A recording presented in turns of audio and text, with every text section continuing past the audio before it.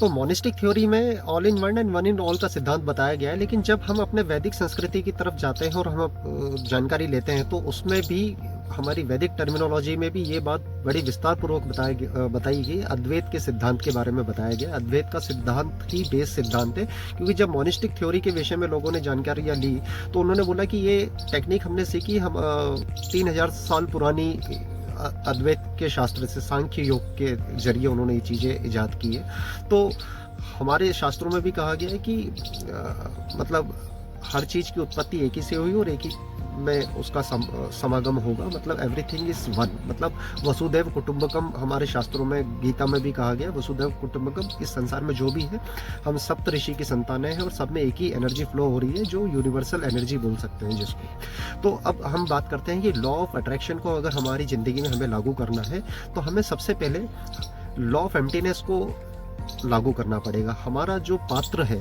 उस पात्र को जब तक हम खाली नहीं करेंगे तो हम नई चीज़ों को अट्रैक्ट नहीं कर सकते। अगर कोई भी चीज़ कंस्ट्रक्ट करना है तो पुरानी चीज़ों को हमें डिस्ट्रक्ट करना पड़ेगा, खाली करना पड़ेगा।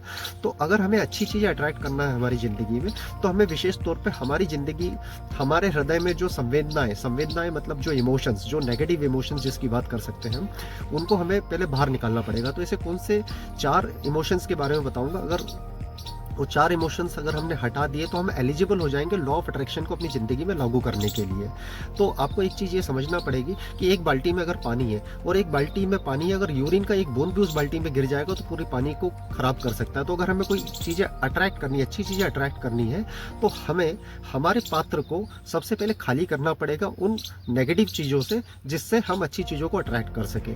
तो सबसे पहले हमें ये ध्यान रखना पड़ेगा कि हमारे हृदय में कोई गिल्ट नहीं हो, कोई दोषारोपण नहीं हो, ना अपने प्रति दोषारोपण हो, ना किसी और व्यक्ति के प्रति दोषारोपण हो। क्योंकि जब हम जानते हैं कि संसार में सभी चीज़ वसुदैव कुटुंबकम है, सभी चीज़ एक है, तो हमें किसी के प्रति कोई मतलब दोषारोपण रखना ही नहीं चाहिए, मतलब गिल्ट नहीं रखना चाहिए, ना अपने प्रति रखना चाहिए, ना अपने परिवार के प्रति, ना अपने दोस्तों, ना रिश्तेदार, ना किसी भी स्ट्रेंजर के प्रति किसी भी प्रकार का गिल्टीनेस हमें कैरी नहीं करना चाहिए अगर हमें लॉ ऑफ अट्रैक्शन को अलाउ करना है।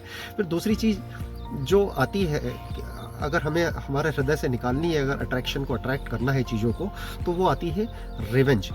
नॉर्मली होता क्या है कि एक सिर्फ मनुष्य एक ऐसा प्राणी है जो मतलब बदला लेने की सोचता है कि मुझे इससे बदला लेना, इसने मेरे साथ ऐसा कर दिया तो मैं इसके साथ ऐसा करूंगा। तो अगर हम रिवेंज वाली भावनाएं या संवेदनाएं हमारे हृदय में रखते हैं तो हम यूनिवर्सल एनर्जी से डिसअलाइन होते हैं। यूनिवर्सल एनर्जी से डिसअलाइनमेंट का मतलब ये होता है कि मैं आपको उदाहरण के तौर पे समझाना चाहूँगा कि जैसे मान लो एक बीज से आम के पेड़ में अगर किसी ने उसको पत्थर मारा, कुछ भी मारा, कुछ बुरा किया उस पेड़ के साथ, तो वो आम का पेड़ का ये सिद्धांत नहीं कि वो उस व्यक्ति को दोबारा मीठा फल नहीं दे या आम नहीं दे या जो भी चीज़ वो देना आ रहे हो उसका वो उपयोग नहीं कर सकता। तो यूनिवर्स और प्रकृति भी इसी तरीके से, वो मतलब रिएक्ट नहीं करती, रिस्पॉन्ड करती। तो हमें भी ऐसी भावनाएं हमारे हृदय में नहीं रखना है जिससे हम लोगों के साथ बदला लेने का दुर्भावना रखें अपने मन में, किसी के प्रति रिवेंज रखने की ऐसी भावना हम रखेंगे तो हम अट्रैक्शन, लॉ ऑफ अट्रैक्शन को लागू नहीं कर सकते। तीसरी चीज़ है जेलेसी। जेलेसी मतलब ये होता है कि हमें, अगर हम लोगों को अप्रिशिएट करेंगे तो हम अपनी ज़िंदगी में अप्रिशिएट होंगे। तो ये सीधा सा सिद्धांत है, जो चीज़ हम देंगे वही हमें मिलेगी। तो हमें जेलेसी नहीं रखना है, किसी से ईर्ष्या नहीं रखनी है कि अगर किसी का अच्छा हुआ, बुरा हुआ तो हमें ईर्ष्या वाली भावना, संवेदनाओं को हमारे हृदय में अगर हम निकाल के रखेंगे बाहर, तभी हम अट्रैक्शन को लागू कर सकते हैं। और चौथी चीज़ जो बहुत इम्पॉर्टेंट है कि हमें एब्यूज़ वाली स्टेट में नहीं रहना। हमें किसी को भी, जैसे बदला लेना तो दूसरी की बात है, लेकिन शब्दों से भी हमें किसी के प्रति दुर्भावना या मतलब बुरे शब्द नहीं बोलना, एब्यूजिंग लैंग्वेज का उपयोग नहीं करना है। जब ये 4 जो इमोशंस जो हम कैरी कर रहे हैं रिवेंज वाले, ये सोशल इमोशंस हैं, है ना, ये यूनिवर्सल इमोशंस नहीं। इनको अगर हम बाहर निकालेंगे तो हम अपनी एनर्जी को यूनिवर्स के प्रति अलाइन करेंगे। फिर हम जो भी चीज़ अट्रैक्ट करना चाहते हैं उसके लिए हम हमारे हृदय को बिल्कुल पवित्र बना लेंगे। तो अब वो कौन सी 4 चीज़ें, ये 4 चीज़ें हमने निकाली, कौन कौन सी? सबसे पहले हमने निकाला गिल्ट को हमने सबसे पहले बाहर किया, दोषारोपण को बाहर किया, अपने आप को माफ़ किया। फिर दूसरी चीज़ हमने निकाली रिवेंज, जेलेसी, और चौथी चीज़ है एब्यूजिंग लैंग्वेज। मतलब ये 4 चीज़ें जब हम हमारे हृदय से इन संवेदनाओं, इन इमोशंस को अगर हम बाहर कर देंगे, फिर हमें 4 चीज़ कौन सी लागू करना है। अभी हमने एम्प्टीनेस कर दिया, लॉ ऑफ एम्प्टीनेस को लागू किया इन 4 चीज़ों को निकाल के। अब हमारा जो पात्र है बिल्कुल ब्लैंक हो गया, मतलब एम्प्टी हो गया। अब हमें इसमें कोई भी चीज़ अट्रैक्ट करनी है तो like attract like, positive attract positive, negative attract negative, मतलब your vibes create your tribe. तो हमें क्या चीज़ अट्रैक्ट करनी है, अगर अच्छी चीज़ें अट्रैक्ट करनी है तो हमें 4 चीज़ें कौन सी इसमें इनकॉर्पोरेट करना पड़ेगी हमारे हृदय में। तो सबसे पहली चीज़ आती है फॉरगिवनेस।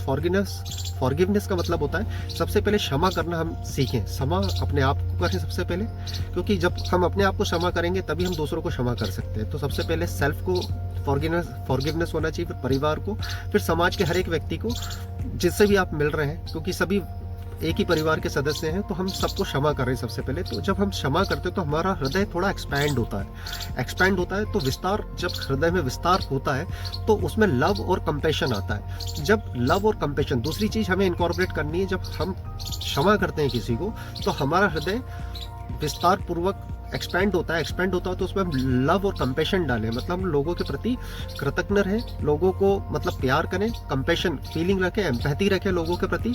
तो उससे हम अलाइन करेंगे यूनिवर्सल एनर्जी को। फिर तीसरी चीज आती है एबेंडेंस। हमें एक फीलिंग, अगर हम इस संसार में, तो इसमें हर चीज एबेंडेंस में है, हमें फीलिंग ऑफ एबेंडेंस रखना पड़ेगी, क्योंकि संसार में कोई भी चीज शॉर्ट स्कैरसिटी फॉर्म में है ही नहीं। अगर खुशियां हैं तो खुशियां भी बहुत एबेंडेंस में, दुख है तो दुख भी बहुत एबेंडेंस में है, अमीरी है तो अमीरी भी बहुत एबेंडेंस में है, गरीबी है तो गरीबी भी बहुत एबेंडेंस में है, अच्छे लोग हैं तो अच्छे लोगों की भी बहुत आयत है, और बुरे लोग हैं तो बुरे लोगों की भी बहुत आयत है। तो हमें पॉजिटिव एबेंडेंस की फीलिंग को इनकॉर्पोरेट करना है।